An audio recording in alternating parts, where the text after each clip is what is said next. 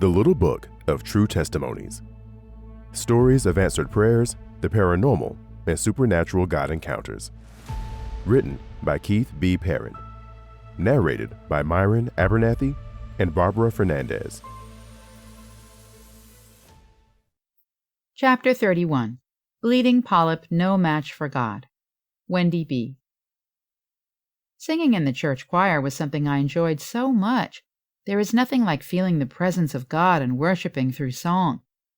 After some time, I started losing my voice, and then eventually it would return after a week or more. It got to the point I was unable to commit to Sunday worship because I wasn't sure if I would have a voice. Time went on, and I went to a doctor who referred me to a specialist.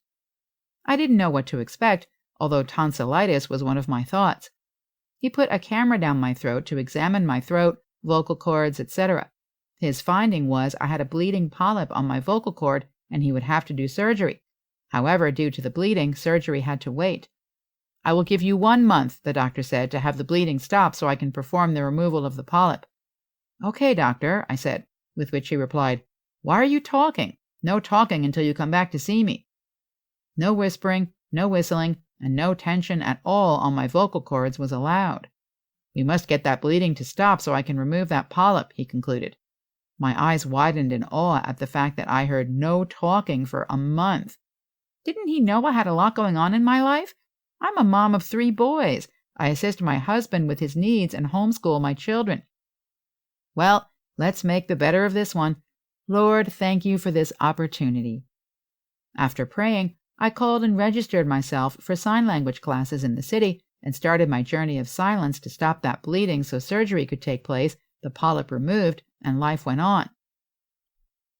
During that month, I did my normal routine, which was full of humor with my children, calling my middle son making the T noise, which was most likely prohibited, trying not to laugh when my youngest son needed to discuss behavior modification. I would lip sync my words, and he would smile and, you got it, close his eyes. It took all I had not to laugh, and at the same time be so proud of this young man who discovered how to not have a discussion temporarily with his mom. My oldest son was also affected. It was a difficult moment because he was doing his year-round sports, and I was not able to cheer him on with motherly motivation, so I made signs. One Sunday, during church prayer, they called people up front for healing. I didn't think anything of it and walked up due to my polyp. The guest speaker probably thought I was mute, but I did my best to let him know I was not able to talk.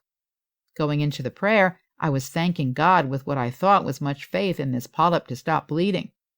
Following the prayer, there were no immediate signs of healing, no warm sensation through my body, zap on my head, or anything of the sort. However, I returned to my seat with a sense of peace. We went home, and I had my follow-up sometime in the next week or 2.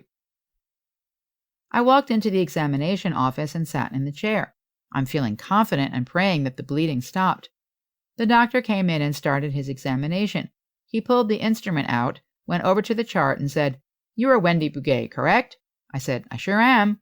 He replied, "You came in to see if the bleeding stopped on your vocal cord so I can remove the polyp?"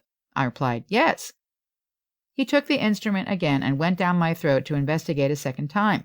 The doctor removed the instrument, looked at me, and said, "I don't know how, but not only did it stop bleeding, but it has disappeared." As to which I stated, "That's because Jesus healed me." The doctor said, "I don't know what he did, but he did something."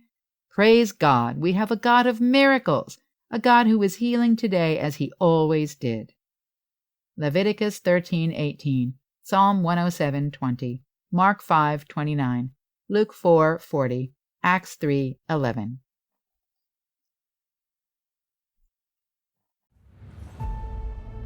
This has been The Little Book of True Testimonies. Stories of answered prayers, the paranormal, and supernatural God encounters. Written by Keith Perrin.